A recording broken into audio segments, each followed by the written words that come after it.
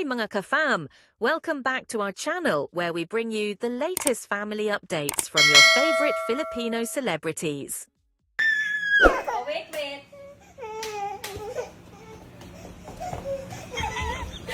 Naka-record na to. Yan talaga sa akin. Rico. Ba't ayaw mo sa akin?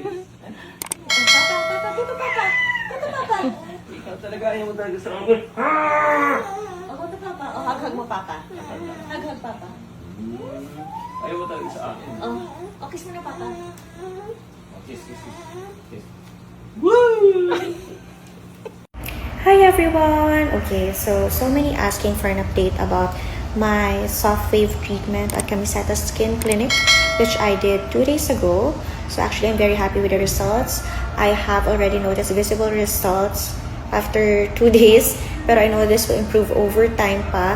Pero kasi my main concern was my double chin, pero kita nyo, more contoured yung jawline ko, more visible na, and my cheekbones have lifted, more tightened, pero in a more natural effect, di ba? Hindi naman yung sobrang gawang-gawa, parang hindi na gumagalaw yung mukha ko.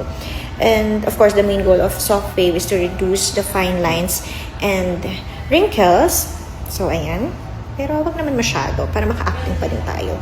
And yan, syempre, tinan nyo, effect, maliit na face. Hugis bigas. And my skin has improved a lot, as in, no makeup yan, sunscreen lang, but of course, I have my eyebrows, my mascara. And tatanungin niyo why I have small bumps on my neck. I actually had my neck treated as well. It's called Belotero. It improves the texture of the neck and reduces the appearance of mga fine lines then, folds sa neck or face.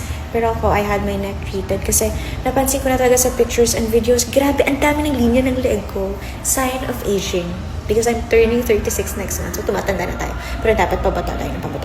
Pero yun nga, grabe na yung linya-linya. So, para lang mas fresh, mas contoured, mas, tightened, I availed Belotero. Pero yun lang yun. Mawala din to. Siguro 2 days more. Pero it's painless. As long as you have, Emla, numbing cream. Ayan.